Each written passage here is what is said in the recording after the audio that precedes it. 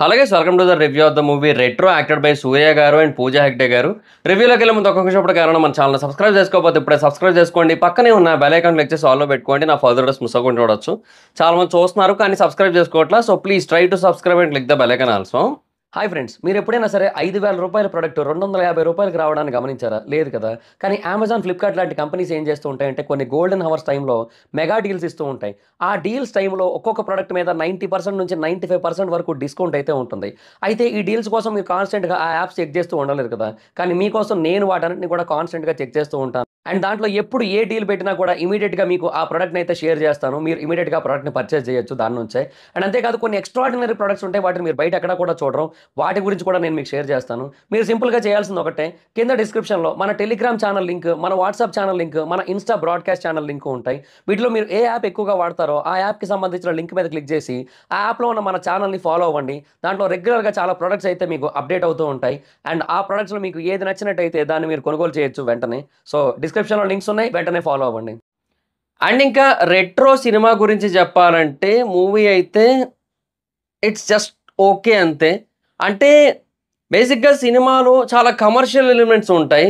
ఇది లవ్వో లేదంటే లవ్ చుట్టూ తిరిగే ఒక కైండ్ ఆఫ్ యాక్షన్ సినిమానో అన్నట్టుగా మనకి ఇనీషియల్‌గా వచ్చిన కంటెంట్స్ అన్నీ కూడా అనిపిస్తూ ఉంటాయి. బట్ ఓవరాల్‌గా మూవీ అయితే మాత్రం లాస్ట్‌కి అది కమర్షియల్ జోనర్‌లోకి వెళ్ళిపోతది. అంటే టూ మెనీ కమర్షియల్ ఎలిమెంట్స్ ఉంటాయి. వాటిలో కొన్ని వర్కౌట్ అవుతాయి, కొన్ని వర్కౌట్ కావు. అండ్ సాడ్ పార్ట్ ఏంటంటే బేసిక్‌గా ఏదైతే లవ్ స్టోరీ మెయినో దాని చుట్టే మెజారిటీ ఆఫ్ ద మూవీ తిరుగుతూ ఉంటదో, అది బేసిక్‌గా అంత ఎంగేజింగ్ ఏమి అనిపించదు.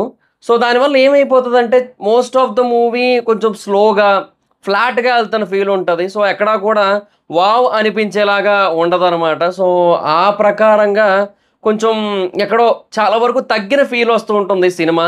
అండ్ బేసిక్‌గా సినిమా అనేది ఒక డాక్యుమెంటరీ లాగా కొన్ని సెట్స్ లాగా వెళ్తూ ఉంటదనమాట. అంటే లైక్ ఇప్పుడు 'లవ్, లాఫ్టర్, వార్' అండ్ తర్వాత 'ధర్మం' అంటే 'దమ్మం' అని పెట్టారు 'ధర్మం' అండ్ తర్వాత 'ది వన్' ఇలాగా మొత్తం 5 జోన్స్‌లో ఉంటది సినిమా.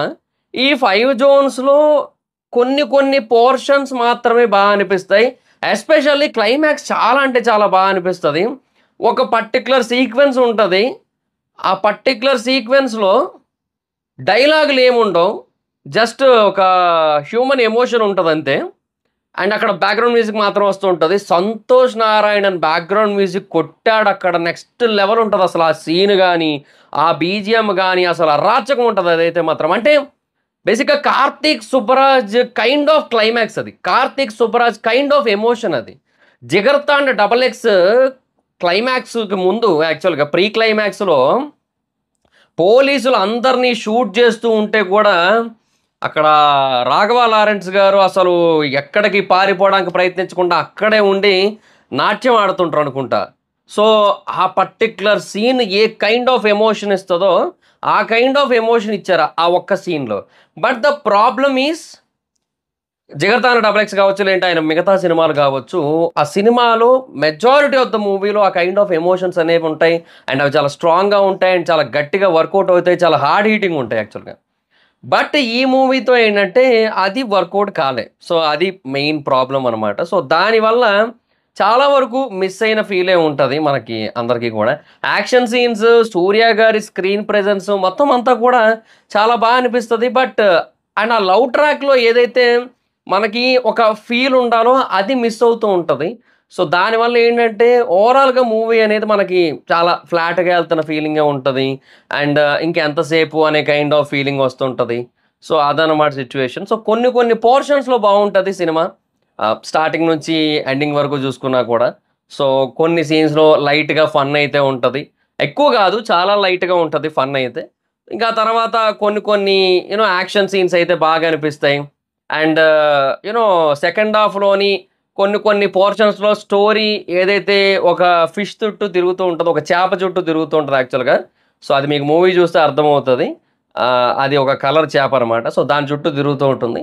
సో, అది ఏంటి, ఎలాగా అనే కైండ్ ఆఫ్ కాన్సెప్ట్ మీద తిరుగుతూ అండ్ మధ్యలో ఈ చిన్నప్పటి సిట్యుయేషన్స్, శూలం గుర్తు ఇలా చాలా ఎలిమెంట్స్ ఉంటాయి. నేను అదే అంటున్నా గదా.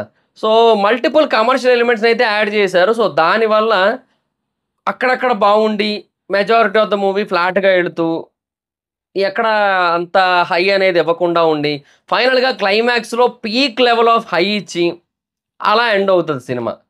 సో, దానివల్ల ఏంటంటే, మూవీ అయితే జస్ట్ ఓకే అనే కైండ్ ఆఫ్ ఫీల్ అయితే ఉంటదనమాట.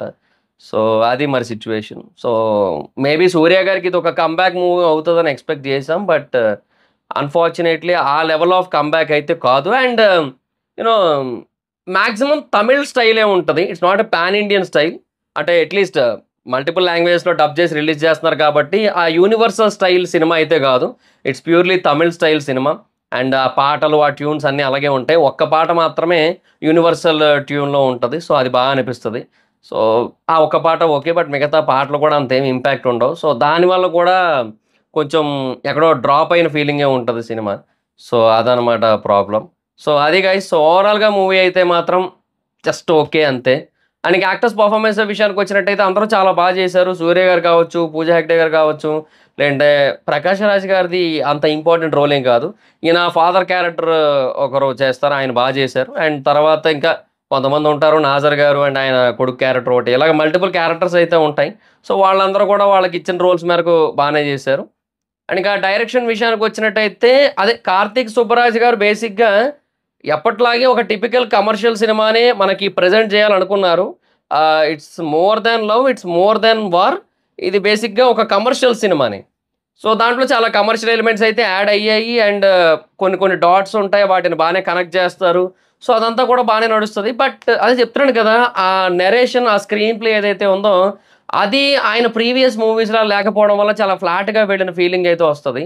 సో, అక్కడ బేసిక్‌గా మూవీ డ్రాప్ అవుతది చాలా వరకు. సో, స్క్రీన్ ప్లేలో నాకు ప్రాబ్లమ్ అనిపించింది. కాన్సెప్ట్‌లో కూడా కాదు యాక్చువల్‌గా. కాన్సెప్ట్ బానే ఉంటది. కాన్సెప్ట్‌ని ఒకసారి మొత్తం జరిగిన సినిమా మొత్తాన్ని కూడా ఒక చిన్న పేపర్ మీద ఒక చిన్న సినాప్సిస్‌లా గనక రాసుకున్నట్టయితే కాన్సెప్ట్ బా అనిపిస్తది. బట్ దాని నరేషన్ అండ్ స్క్రీన్ ప్లే అయితే మాత్రం బాలేవు. సో, దానివల్ల సినిమా అయితే చాలా ఫ్లాట్‌గా అనిపిస్తూ ఉంటుంది.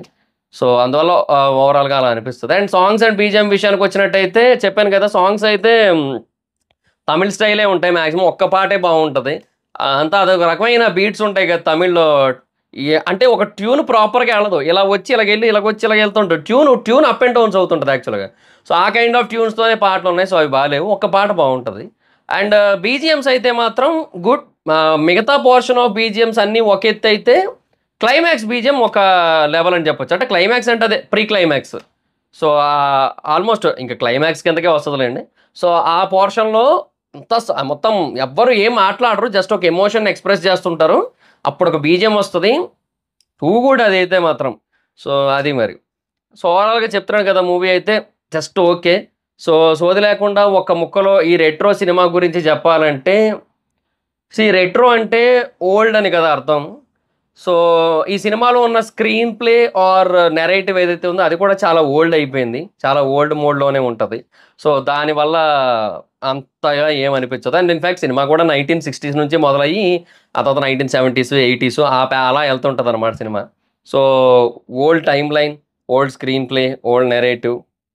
సో, దానివల్ల రెట్రో సినిమా రెట్రో స్టైల్‌లోనే ఉంటది. ఓల్డ్ స్టైల్‌లో.